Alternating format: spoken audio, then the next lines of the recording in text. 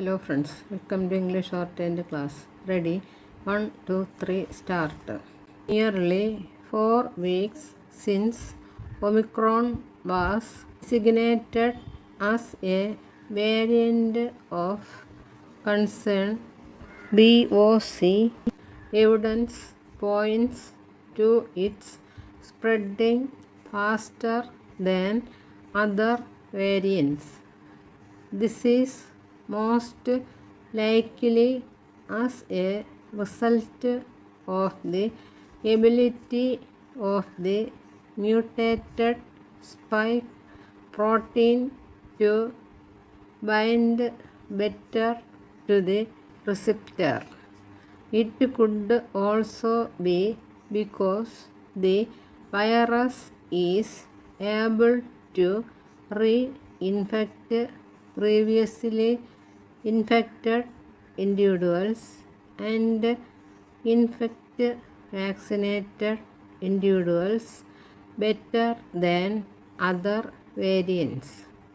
The initial data indicate a lower severity of disease by Omicron.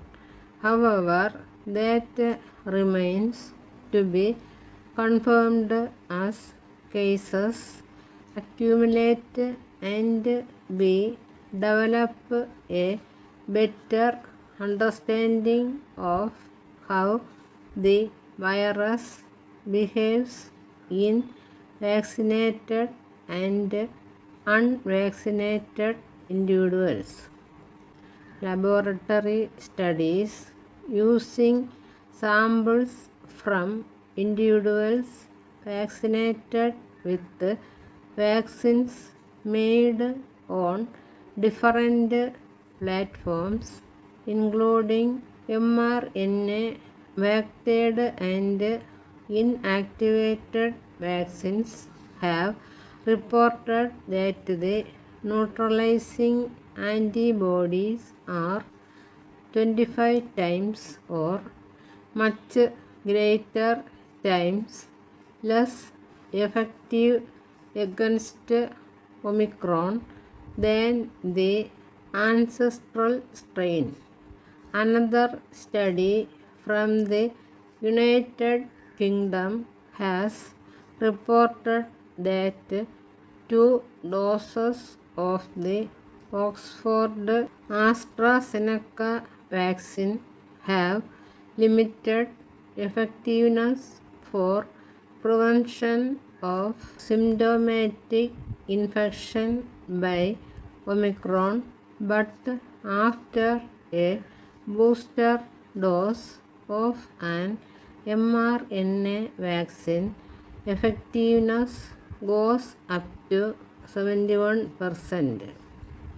Even before the emergence of Omicron, over 80 countries had introduced or planned to introduce booster doses, but the designation of Omicron as a BOC accelerated the process, with countries expanding booster doses for additional age groups or introducing a booster into the immunization program, the most notable being South Africa.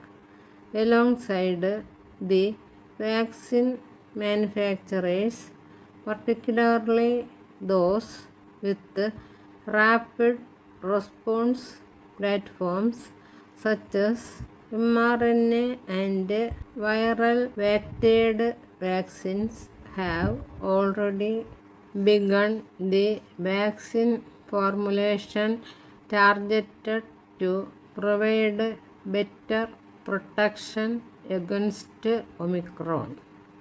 In India, for the last few months, there has been a demand for COVID-19 booster dose for various population subgroups.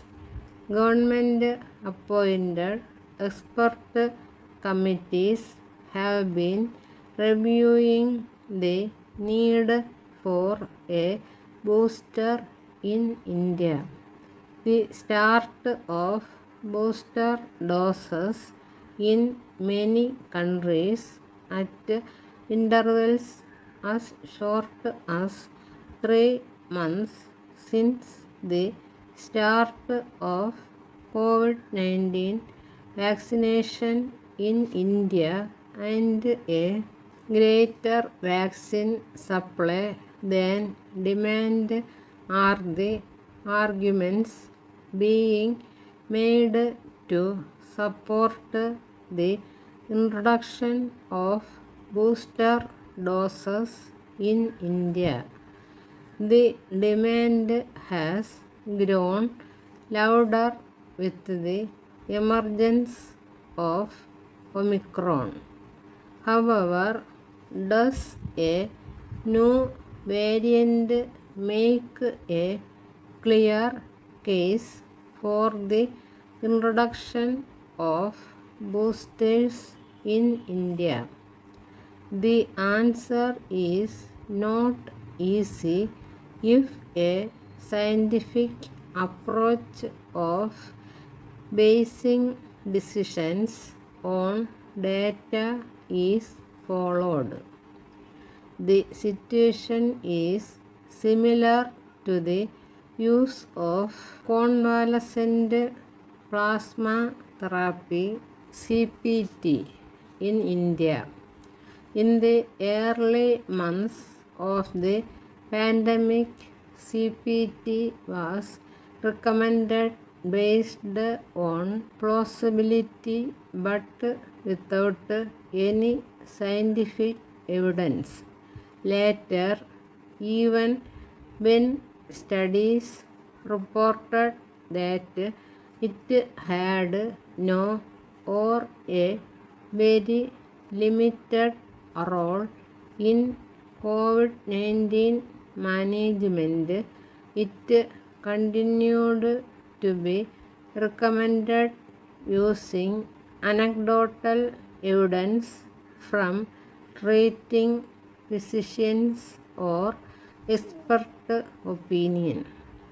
There seems to be a similar push for COVID-19 boosters in India playing out in newspapers and TV debates, but there is no evidence of waning immunity from India to support this approach.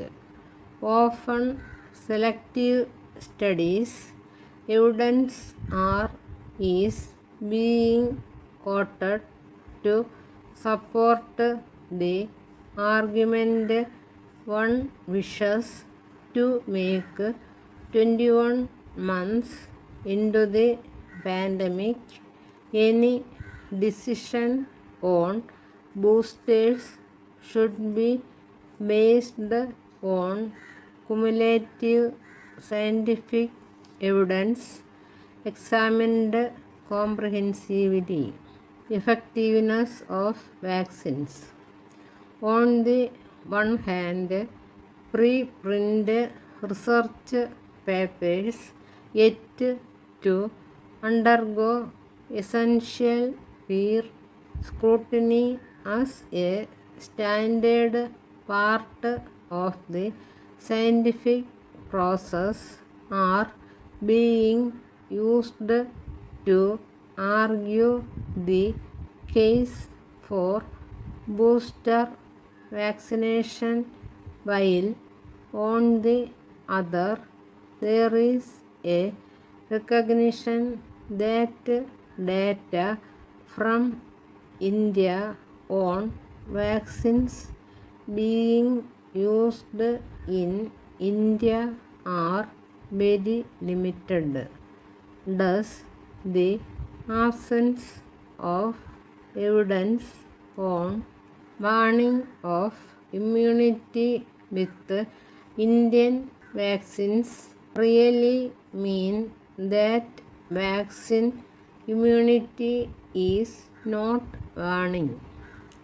For all vaccinations, antibodies arise and then fall. They may fall to undetectable levels, but if they rose at all, then an immune response was made. Should there be a cut-off of the level of antibodies that exactly equated to protection from disease, that would be helpful for tracking the sufficiency of protection. But there is no such correlate of protection for SARS-CoV-2.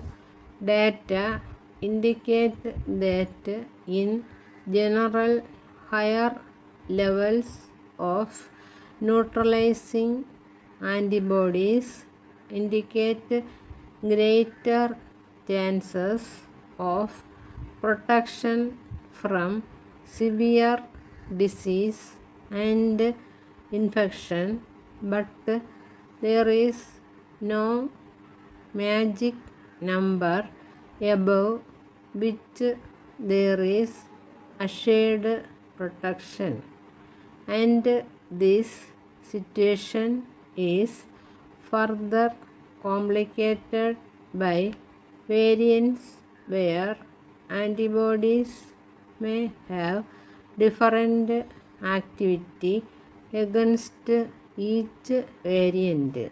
Neutralizing antibodies are considered functional antibodies. They are the antibodies that block the virus from entering host cells, but there are also many other antibodies that can be found in binding assays that measure whether antibodies can stick to the cognate protein of the virus.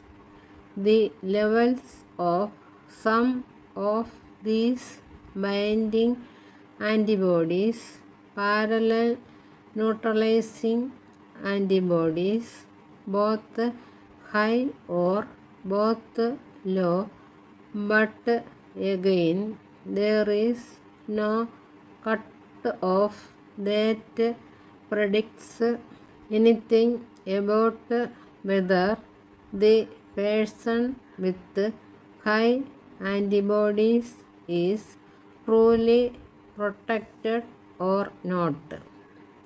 A recent report on Omicron has good news about another arm of the immune system, showing that T-cell immunity was largely maintained. The spate of laboratory studies further shows that natural infection and vaccination with 2 doses was approximately equivalent to 2 doses and a booster. Most of these data are from the mRNA and viral vectored vaccine combinations. We still have a lot to learn about Omicron and the performance of other vaccines in different populations and subpopulations, particularly those in India. It does appear clear that without boosters, protection against infection is likely to be less, but in public health terms, how much this may matter for healthcare systems in India remains unquantifiable and unpredictable at this time. While the evidence on the benefit of boosters is emerging, we also need to worry about the populations that are unvaccinated or partially vaccinated in India and in the world.